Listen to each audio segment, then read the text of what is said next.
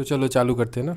आज अपन लोग क्या पढ़ने वाले हैं, हाइपर सेंसिटिविटी। ठीक है, नाम को दो पार्ट में बांटते हैं अपन, हाइपर और सेंसिटिविटी। मतलब क्या, अपनी बॉडी जो रिस्पॉन्स किसी चीज़ को सेंस कर रही है ना, वो ज़्यादा सेंस कर ले रही है। मतलब क्या, जैसे देखो, जब अपनी बॉडी का इम्यून रिस्पॉन्स नॉर्मल रहता है ना, तो नॉर्मल इम्यून रिस्पॉन्स अपने आप को बचाता है। पर अगर वही इम्यून रिस्पॉन्स बहुत ज़्यादा हो जाए ना, एग्जैगरेटेड हो जाए, तो उसको हम लोग क्या कहते हैं, हाइपर सेंसिटिविटी। मतलब क्या, जैसे मान लो यहाँ पे अपना बॉडी है, ठीक है, यहाँ पे 3 बैक्टीरिया है, इसको मारने के लिए अपने को 3 बुलेट चाहिए था, पर बॉडी ने बना दिए 10 बुलेट। हाइपर सेंसिटिविटी कहलाएगा। तो ये 10 बुलेट में से 3 बुलेट तो बैक्टीरिया को मार देगा, पर बाकी के जो बुलेट है वो क्या करेगा, अपने बॉडी को ही डैमेज कर देगा। तो उसी को हम लोग कहते हैं हाइपर सेंसिटिविटी। सिंपल इसे समझो।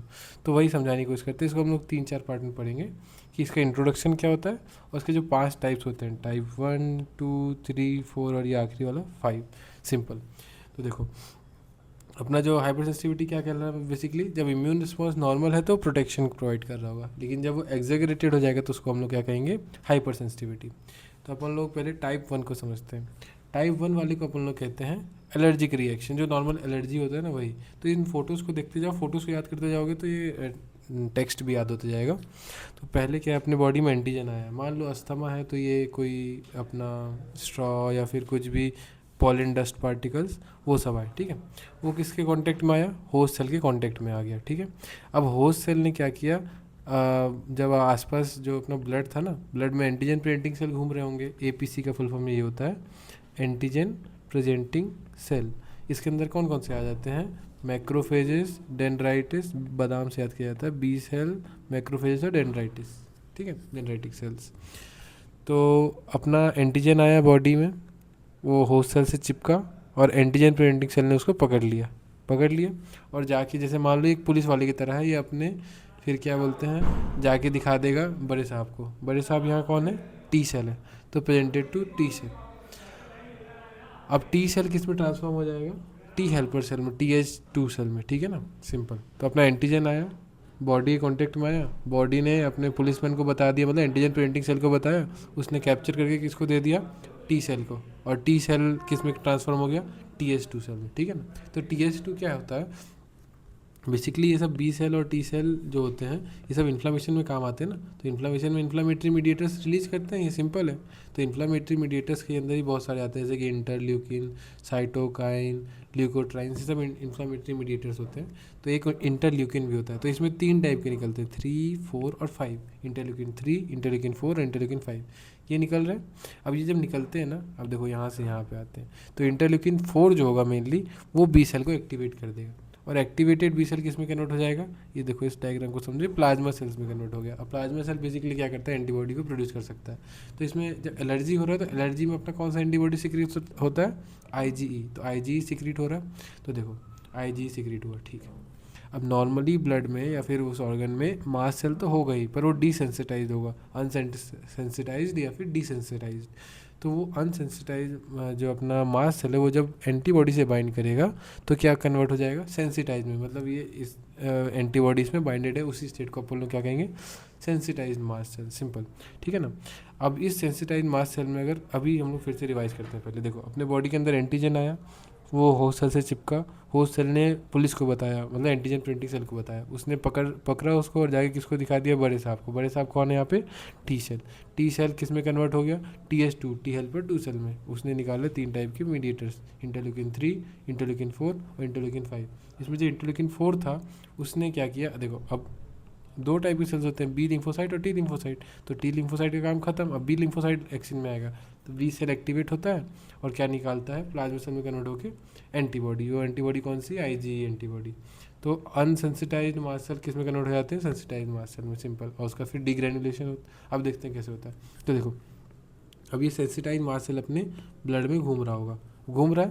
अब देखो, जो इसके अंदर IgE antibody on the surface of mast cell जो होता है ना, अब मान लो फिर से एंटीजन आया अपने यहाँ, तो जो ये इससे बाइंड करेगा एंटीजन, ये इससे, और जैसे ही इस पर बाइंड करेगा तो ये एक्टिवेट हो जाएगा, और एक्टिवेट होकर क्या इसको तोड़ेगा। वही लिखा है कि IgE एंटीबॉडी, जब एंटीजन का फिर से एक्सपोजर हुआ तो IgE एंटीबॉडी एक्टिवेट हो गया, जो कि मास सेल फिर बेसोफिल पे चिपका हुआ है, और वो क्या कर देगा, डैमेज कर देगा मास सेल को।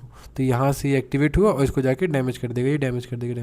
और अगर इसका सेल मेम्ब्रेन डैमेज हो गया तो उसके अंदर का जो कंटेंट है बाहर आ जाएगा। तो सिंपल है, डिग्रेनुलेशन ऑफ मास सेल्स या फिर बेसोफिल हो जाएगा, ठीक है। तो यही स्टेप था, एंटीजन आया, उसको पकड़ के क्या पुलिस वैन ने पकड़ा, उसको बड़े साहब मतलब टी सेल को दिया, टी सेल कन्वर्ट हो गया टी हेल्पर 2 में, उसे जो मीडिएटर निकला उसको हम लोग बोले इंटरल्यूकिन 3, 4, 5, मेनली 4 को समझो, 4 वाला बी को एक्टिवेट किया, वो प्लाज्मा में कन्वर्ट हुआ, एंटीबॉडी निकाला आईजी अनसेंसिटाइज से बाइंड करके क्या बनाया सेंसिटाइज, वो जब अगर फर्दर एंटीजन से बाइंड करेगा तो इसको तोड़ताड़ मचा देगा और फिर अंदर के कंटेंट बाहर आ जाएंगे, इसको क्या कहते हैं डीग्रेनुलेशन ऑफ बेसोफिल्स, सिंपल। अब देखो तो इसके इफेक्ट समझते हैं। तो देखो ये जो ग्रेन्यूल्स निकले ना, इसके दो टाइप के इफेक्ट हो सकते हैं, या तो इन्फ्लामेशन वाले इफेक्ट दिखा रहा होगा या तो अस्थमा में, जो हम लोग को जनरली पता है। तो इन्फ्लामेशन में क्या क्या होता है, वेस्कुलर परमेबिलिटी इंक्रीज होती है ना, तो इंक्रीज वेस्कुलर परमेबिलिटी, और transient vasoconstriction followed by progressive persistent vasodilation, ये लाइन होती है, रटने वाली लाइन होती है। मतलब सिंपल सी बात है कि वेजो कॉन्स्ट्रिक्शन होता है, उसके बाद वेजो डायलेशन होता है, सिंपल। तो देखो ये वेस्कुलर परमेबिलिटी इंक्रीज हुई अपनी, उसके बाद क्या हुआ वेजो कॉन्स्ट्रिक्शन और फिर वेजो डायलेशन, ये सब पाया जाएगा ग्रेन्यूल्स के कारण, ये इन्फ्लामेटरी लाइक हो गई।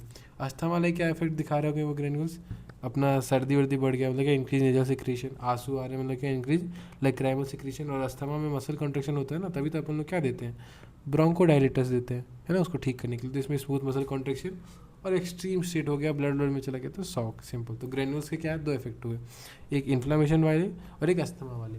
इन्फ्लामेशन वाले को हम लोग क्या करेंगे increase vascular permeability, vasoconstriction, vasodilation. Asthma वाले में क्या हुआ नेजल सिक्रीशन बढ़ाओ, लैक्राइमल सिक्रीशन बढ़ाओ, स्मूथ मसल को कॉन्ट्रैक्ट करो और सिंपल सी बात है शॉक मिला दो, ठीक है। तो इसका एग्जाम्पल क्या है, दो टाइप के एग्जाम्पल, एक एलर्जी और एक पीसीटीएस। एलर्जी मतलब क्या, एक्यूट डर्मेटाइटिस, अर्टिकेरिया, एक्जिमा। आपको बताना है अर्टिकेरिया और एक्जिमा क्या होता है। डर्मेटाइटिस तो समझ में आ रहा होगा, स्किन का एक्यूट इन्फ्लेमेशन हो रहा है। अर्टिकेरिया और डर्मेटाइटिस रिलेटेड ही है, उसको बताना है क्या होता है, ठीक है। और जब ये एलर्जी का एक्सट्रीम फॉर्म हो जाता है तो किस में कन्वर्ट हो जाता है, अस्थमा में। तो एग्जाम्पल में एलर्जी आ गया, एलर्जी में स्किन की एलर्जी पढ़ लिया अपन लोग, कौन कौन से आ गया, एक्यूट डर्मेटाइटिस, अर्टिकेरिया और एक्जिमा। पीसीटीएस समझो, पीसीटीएस मतलब प्रोक्सिमल कन्वोल्यूटेड ट्यूबुल से अपन लोग याद करने की कोशिश की है, पी से पी के रिएक्शन। अब देखो ये क्या शकुनी की फोटो है, तो शकुनी से याद कर लो कसोनी, तो कसोनी टेस्ट। फिर ये बाल्ड आदमी दिख रहा है तो Theobald Smith phenomena, SIM.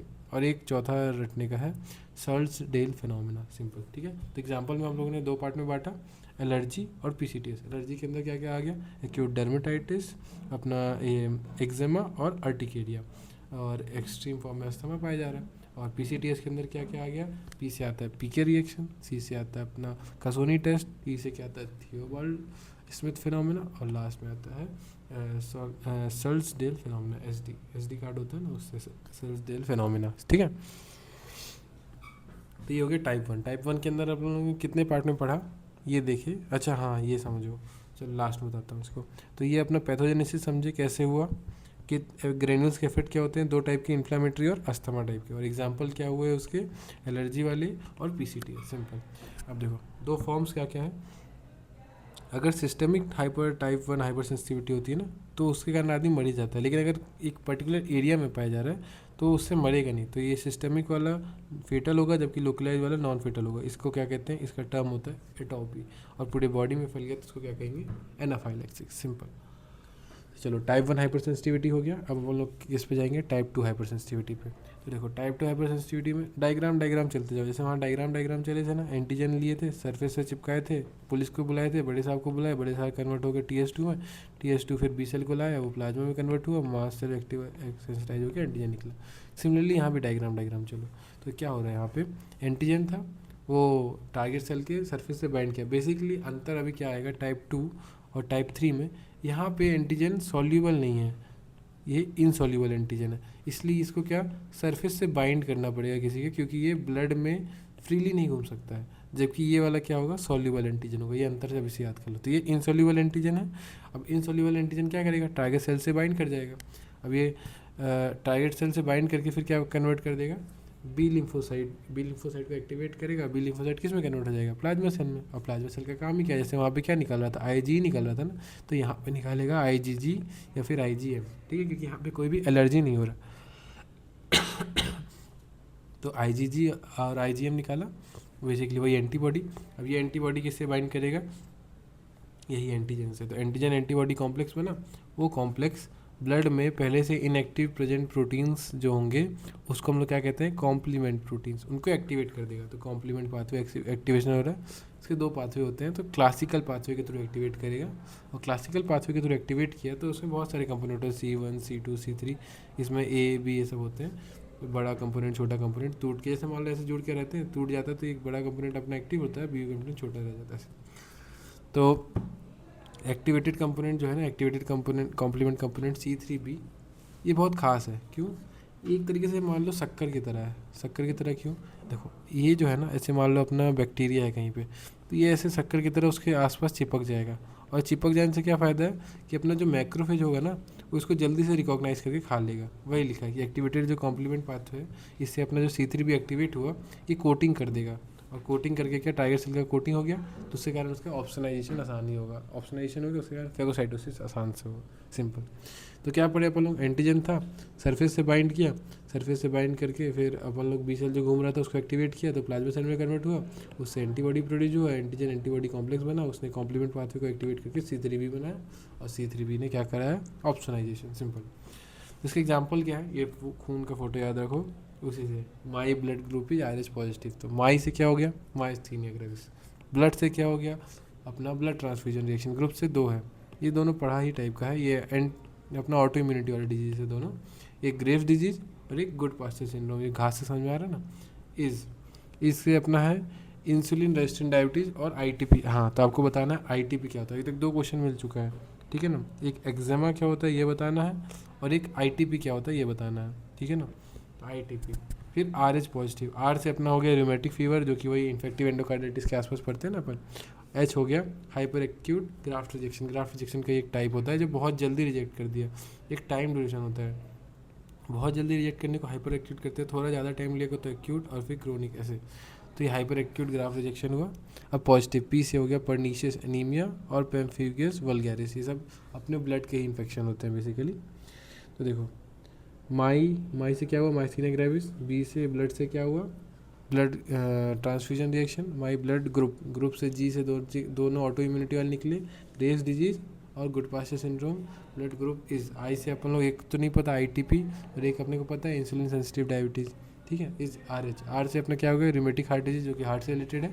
H से अपना क्या हो गया, हाइपर एक्यूट ग्राफ्ट रिजेक्शन, और RH पॉजिटिव से आ गया पर्नीशियस एनीमिया और पेम्फिगस वल्गैरिस। सिंपल। अब अपन लोग टाइप 2 के बाद टाइप 3 ना पढ़ के डायरेक्टली, हाँ तो देखो अब रिवीजन में अपन लोग सिर्फ हर बार एग्जांपल रिवाइज करेंगे। तो इसमें एग्जांपल क्या पढ़े थे अपन लोग, एलर्जी पढ़े थे और PCTS पढ़े थे। एलर्जी मतलब क्या, एक्यूट डर्मेटाइटिस, अर्टिकेरिया और एक्जेमा। इसमें क्या एग्जांपल पढ़े थे, इसका एग्जांपल था अपना, सिंपल था ये PCTS प्रॉक्सिमल कन्वर्टेड ट्यूबुल। तो P से PK था, C से कसोनी था, और T से थियोबाल्ड स्मिथ फिनोमेना, और लास्ट में SD कार्ड से अपन लोग याद करते हैं सर्ट्सडेल फिनोमेना। इसका एग्जांपल तो याद ही करके है, माई ब्लड ग्रुप है RH पॉजिटिव। अब 5 पे आते हैं, फिर वापस रिवाइज करेंगे सारे एग्जांपल्स, ठीक है। तो देखो टाइप 5 हाइपर सेंसिटिविटी में क्या हो रहा है, वही एंटीजन है अपना, ये टाइप 3 का ही मॉडिफिकेशन है। तो उसी की तरह एंटीजन फ्रीली सर्कुलेट कर रहा होगा, फिर वो सॉल्युबल नहीं हो तो उसको बाइंड करना पड़ेगा। तो antigen bind to the target cell, bind किया, फिर क्या होगा बेसिकली, बी लिम्फोसाइट को एक्टिवेट किया, सिमिलरली प्लाज्मा सेल बनाया, सिमिलरली एंटीबॉडी बनाया, सब सेम है। अंतर क्या है, वहाँ पे कॉम्प्लीमेंट एक्टिवेशन होकर क्या आ जा रहा था, फैगोसाइटोसिस हो रहा था। यहाँ पे ऐसा नहीं होगा, यहाँ पे और फर्दर इम्यून सेल्स का एक्टिवेशन हो जाता है, सेल प्रोलिफरेशन एंड डिफरेंशिएशन उनका हो जाता है, और फिर वो एक्शन करता है। सिंपल, समझे। तो सब सेम है, एंटीजन आएगा टारगेट सेल पे बाइंड करेगा, और फिर बी लिम्फोसाइट एक्टिवेट होकर प्लाज्मा सेल एंटीबॉडी, और वही एंटीजन एंटीबॉडी कॉम्प्लेक्स, और बस फैगोसाइटोसिस की जगह सेल प्रोलिफरेशन और डिफरेंशिएशन हो रहा होगा इसमें, ठीक है।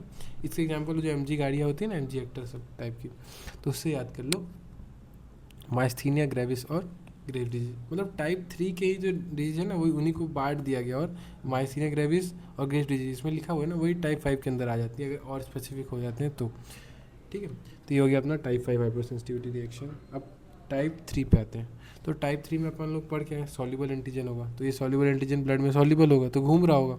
अब घूम के इसको किसी सरफेस पे बाइंड नहीं करना पड़ेगा, ये बी लिम्फोसाइट को एक्टिवेट करेगा, प्लाज्मा सेल को उसके कारण बना, वो एंटीबॉडी बना, वो तो सिमिलर ही है। अब देखो क्या हो रहा होगा, एंटीजन एंटीबॉडी कॉम्प्लेक्स बन रहा होगा। अब यहाँ से अंतर आएगा, तो देखो इसका जो एंटीजन एंटीबॉडी कॉम्प्लेक्स बना ना, अच्छी बात है। अब यहाँ पे जो एफ सी कंपोनेंट होगा ना इसका, मतलब देखो दो फ्रेगमेंट होते हैं, एक वेरिएबल और एक कांस्टेंट। तो जो कांस्टेंट फ्रेगमेंट है वही सबसे जगह नाटक कर रहा होगा। क्या कर रहा होगा, ये जो कांस्टेंट फ्रेगमेंट है वही कॉम्प्लीमेंट को एक्टिवेट करा रहा होगा। तो जैसे वहाँ पे C3 भी बन रहा था, तो यहाँ C3A से C5A एक्टिवेट हुआ और उससे अंत में क्या बना, ये मैक याद कर लो, मेम्ब्रेन अटैक कॉम्प्लेक्स। बेसिकली ये डिस्ट्रॉय करेगा अपने जहाँ जहाँ जाएगा, जिस भी सरफेस पे जाएगा वहाँ पे इन्फ्लेमेशन करके इंजरी कर रहा होगा। तो उसका FC कंपोनेंट जो था ना वो एक्टिवेट कर रहा कॉम्प्लीमेंट को, फिर मैक बनाया। अब यही एंटीजन एंटी कॉम्प्लेक्स जो है ये यहाँ से तो ये एक्टिवेट करके अलग अपना किलर आदमी बना दिया। साथ में ये एंटीजन एंटीबॉडी कॉम्प्लेक्स था, मान लो ये अपना ग्लोमुलस है, तो उस पर जाके इकट्ठा होने लग जाएगा, ऐसे समझ में आ रहा है। तो वही यहाँ पे इसलिए इसके अंदर ग्लोमेरुलर नेफ्राइटिस आता है, अभी पढ़ाएंगे अपन लोग। तो इम्यून कॉम्प्लेक्स टिश्यू पे डिपॉजिट हो जाएगा। अब जब इम्यून कॉम्प्लेक्स टिश्यू पे डिपॉजिट हो जाएगा तो बॉडी जब आसपास यहाँ पे सर्वे करेगी तो उसको लगेगा कि यार ये तो कुछ अलग चीज़ आ गई, ये तो अपन लोग जानते भी नहीं, तो इसके अगेंस्ट इम्यून रिस्पॉन्स प्रोड्यूस करेगा, मतलब इन्फ्लेमेशन प्रोड्यूस करेगा। तो भाई न्यूट्रोफिल और मैक्रोफेज का रिक्रूटमेंट होगा और फिर वहाँ पे इन्फ्लेमेशन होकर टिश्यू डैमेज हो जाएगा उसका। तो ये हाइपर सेंसिटिविटी के अंदर आ जाता है, ठीक है। तो इसमें अंदर क्या है, बस सॉल्युबल एंटीजन था, उस ब्लड में ही बी को एक्टिवेट करके एंटीबॉडी बनाया, एंटीजन एंटीबॉडी कॉम्प्लेक्स बना। की फीचर क्या है इसका, एंटीजन एंटीबॉडी कॉम्प्लेक्स, वही कॉम्प्लीमेंट को एक्टिवेट करके मैक बनवा रहा है और वही जाके डिपॉजिट हो जा रहा है, फिर उसके कारण न्यूट्रोफिल मैक्रोफेज जाके उसको डिस्ट्रॉय कर रहा है, सिंपल। तो इसके भी दो, जैसे उसके दो फॉर्म थे, एक तो अपना क्या था, एक एनाफाइलेक्सिस था और एक एटोपी था, है ना, जनरल सिस्टमिक और लोकलाइज। सिमिलरली इसका भी वही है, एक लोकलाइज्ड है और एक जनरलाइज्ड है।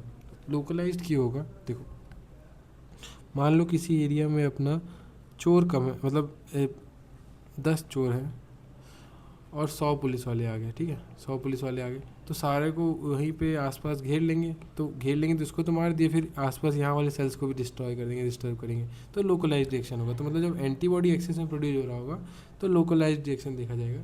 जबकि जनरलाइज क्या, मतलब पूरी बॉडी में फैल गया। ऐसा कब होगा, जैसे मान लो 100 चोर है, ठीक है, और 10 एंटीबॉडी भेजे, तो 100 चोर में से 10 को मान लो मार दिया, 90 तो बचे, 90 पूरी बॉडी में फैल जाएगा, अब पूरी बॉडी में फैल जाएगा तो पूरी बॉडी में रिएक्शन होगा। तो इसलिए जनरलाइज टाइप 3 हाइपरसेंसिटिविटी के अंदर आएगा।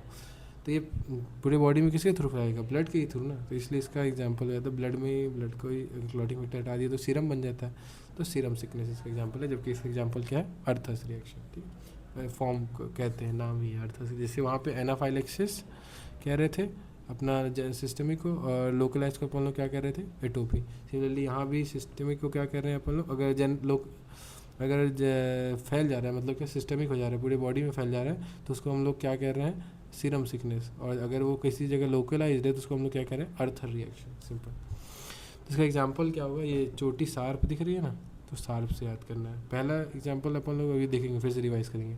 तो सार्प में क्या है, S for serum sickness, H for, दो याद कर लो, दो तो पहले से याद है। एक सीरम सिकनेस पहले से पढ़ के आए, सीरम सिकनेस क्या था, जनरलाइज्ड टाइप 3 हाइपर सेंसिटिविटी, और लोकलाइज्ड टाइप 3 हाइपर सेंसिटिविटी में क्या आ गया, अर्थस रिएक्शन, ठीक है।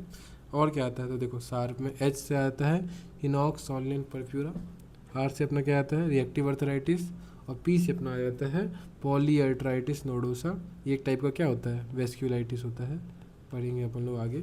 और पोस्ट स्ट्रेप्टोकोकल ग्रानुलोर नेफ्राइटिस, कुछ याद रखना है तो ये याद रखो, ये बहुत ज़रूरी है, आगे भी काम आएगा, पोस्ट स्ट्रेप्टोकोकल ग्रानुलोर नेफ्राइटिस, ठीक है। और सार्प में क्या आ गया, सीरम सिकनेस पढ़ के रखे अपन लोग, ए अर्थस रिएक्शन पढ़ के रखे, बचा क्या, H R और P, S से हिनॉक्स सॉल्नेन परफ्यूरा, R से ये डायग्राम दिख रहा है अपना रिएक्टिव अर्थराइटिस का, और P से पॉलीअर्थराइटिस नोडोसा, सिंपल, समझे। तो ये हो गया टाइप 3 हाइपर सेंसिटिविटी। तो एग्जांपल रिवाइज करते हैं अपन लोग। टाइप 1 के एग्जांपल क्या थे, एलर्जी था और पीसी प्रॉक्सिमल कन्वोल्यूटेड ट्यूब्यूल्स था। तो एलर्जी से अपन लोग क्या याद किए, एक्यूट डर्मेटाइटिस, अर्टिकेरिया और एक्जिमा। और अपना पीसीडीएस से क्या याद किया अपन लोग, पीके रिएक्शन, कसोनी और थियोबाल्ड स्मिथ फिनोमेना। और लास्ट का अपना हर बार हम लोग भूल जाते हैं, डेल फिनोमेना ना, सर्ज डेल फिनोमेना, ठीक है ना, सर्ज डेल फिनोमेना।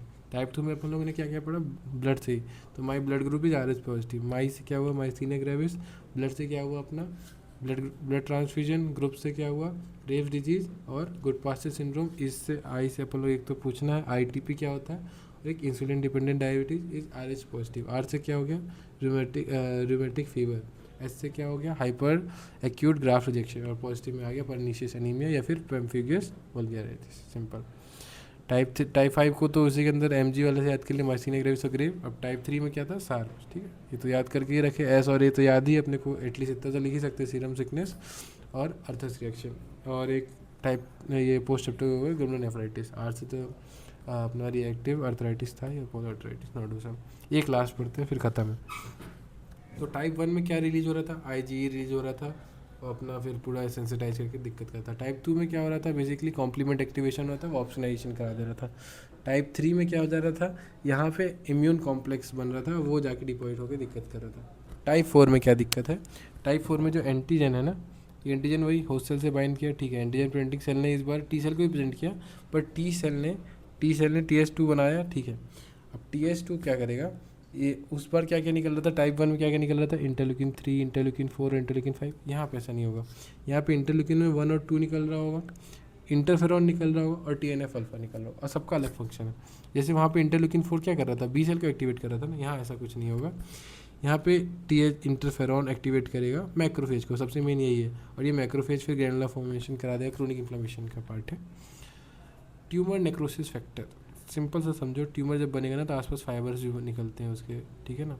तो ये इसमें इसको याद करने का तरीका क्या है, फाइब्रोब्लास्ट प्रोलिफरेशन हो रहा होगा, और इंटरल्यूकिन 1 और 2 के कारण क्या वापस और सेल्स को एक्टिवेट कर रहा होगा, सिंपल। तो इसका पैथोजेनेसिस क्या हुआ, सब सेम ही है यहाँ तक। क्या है, एंटीजन था, होस्ट सरफेस से बाइंड किया, एंटीजन प्रिंटिंग सेल ने उसको प्रेजेंट किया कि इसको टी सेल कन्वर्ट हुआ TS2, सिमिलर टाइप 1। अंतर क्या है, यहाँ इंटरल्यूकिन 3, 4, 5 की जगह क्या बन रहा है, 1 और 2 इंटरफेरॉन और TNF अल्फा। 1 और 2 ने क्या किया अपना, 1 और 2 ने टी सेल को एक्टिवेट कराया, TNF अल्फा ने क्या किया, फाइब्रोब्लास्ट को कराया, और इंटरफेरॉन मेन आया, इंटरफेरॉन ने अपना मैक्रोफेज एक्टिवेशन कराया, उसके कारण ग्रैनुलोमा फॉर्मेशन हुआ। इसका एग्जांपल क्या है, 4 फोटो याद करो, उससे गेम याद हो जाएगा। एक तो देखो जॉन सीना है, ट्यूलिप है, पॉपकॉर्न है और इमरान हाशमी है। देखो 2 आदमी पहले हैं, फिर बीच में 2 सामान है। तो देखो जॉन मोटा हो गया तो क्या, जॉन मोटे रिएक्शन। ट्यूलिप में टू से क्या आ गया, ट्यूबरक्यूलिन रिएक्शन, और लिप से अपना आ गया लेप्रोमिन, इन वाले हैं ट्यूबरक्यूलिन और लेप्रोमिन। पॉपकॉर्न का P और C अलग अलग है। P अपन लोग पर्नीशियस अनीमिया, यहाँ पे देखो पर्नीशियस अनीमिया यहाँ भी पढ़ के आए थे, यहाँ पे भी है पर्नीशियस अनीमिया, तो दोनों में लिखा सकता है, पर्नीशियस अनीमिया और कॉन्टैक्ट डर्मेटाइटिस। और इमरान हाशमी से अपन लोग क्या है, हाशीमोटो थायरॉइडाइटिस, ठीक है। तो जॉन सीना से क्या याद किए, जॉन मोटे रिएक्शन, ट्यूलिप से याद किए, ट्यू से याद किए अपना ट्यूबरक्यूलिन रिएक्शन, और लिप से याद किए अपना लेप्रोमिन रिएक्शन। पॉपकॉर्न के P से याद किए पर्नीशियस एनीमिया, C से याद किए कॉन्टैक्ट डर्मेटाइटिस, और इमरान हाशमी के हाशमी से याद किए हाशीमोटो थायरॉइडाइटिस, सिंपल, ठीक है। तो ये था कंप्लीटेड, और बस ये समझ लो। हाँ, ये टेबल एक बार देख लेना, नोट्स जब डाल दूंगा। हाँ, ये डालना बताना भूल गया था, ये सब जो होता है ना वीडियो में बनाता हूँ ना, इनका एक चैनल है मेडिको करके, उस पर मैं अपने नोट्स डाल देता हूँ। तो वो नोट्स क्या है कि वीडियो से तुम लोग फिर कंफ्यूज हो जाते हो कि यहाँ है, फिर यहाँ है, फिर यहाँ है, तो नोट्स को जाके फिर रिवाइज कर लोगे तो याद करना आसान होगा। तो मेडिको चैनल का नाम है, और इसका जो लिंक होगा ना वो मैं अपना डिस्क्रिप्शन में डाल दूँगा, तो उसको जाके अगर उसमें जाके नोट्स को तुम लोग एक्सेस कर सकते हो, सिंपल। हाँ, उसके पहले एक चीज़ ये बता दूँ कि जो टाइप 1, 2, 3 है सब में तुमने क्या देखा, अपना एंटीबॉडी काम कर रहा था, जबकि टाइप 4 में अपना मैक्रोफेजेस आ गए, तो इसलिए इसको सेल मीडिएटेड कहते हैं, सिंपल।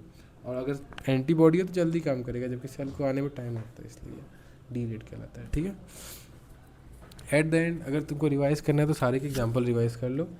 ये अपना क्या, टाइप 1 में एलर्जी और PCTS था, एक्यूट डर्मेटाइटिस, अर्टिकेरिया और एक्जेमा, और PCTS के अंदर क्या क्या आ रहा था, PK रिएक्शन, कसोनी टेस्ट, थियोबाल्ड्स और क्या, सर्जडेल फिनोमिना।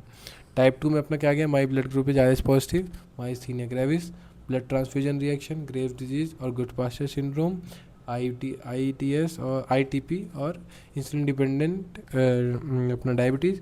RS पॉजिटिव से अपना आ गया रिमेटिक हार्ट डिजीज़ और अपना hyper acute graft rejection. Positive से आ गया पर्नीशियस एनीमिया और पेम्फिगस वल्गैरिस। टाइप 5 में अपना 2 है, MG, माइसीनिया ग्रेविस और ग्रेव डिजीज़। टाइप 3 में अपना आ गया क्या, सार्प से क्या याद किया, एक तो सीरम सिकनेस, और एक ए से याद किया अर्थस रिएक्शन। बचा क्या, एच से अपन लोग H, R और P बचा। अपना H से अपन लोग क्या याद कर रहे हैं यहाँ पे, हिनॉक्स सनलिन परप्यूरा। R से अपन लोग क्या याद कर रहे हैं, एक्टिव अर्थराइटिस, और P से याद किए पॉलीअर्थराइटिस नोडोसा, सिंपल। और टाइप 4 में जो याद किए 4 फोटो याद कर लो बस, ठीक है ना। Tulip, tuberculin reaction, lepromin reaction, popcorn वाला, pernicious anaemia, contact dermatitis, Hashimoto thyroiditis और जॉन मोटे रिएक्शन। थोड़ा तेज हुआ होगा तो सॉरी, पर I try to use all the photos. ये क्या बोलते हैं अपना, ट्रिक्स तो मैम की हैं, प्रियंका मैडम के हैं, पर फोटोज़ मैंने सोचा अच्छा लगा। चलो, थैंक यू।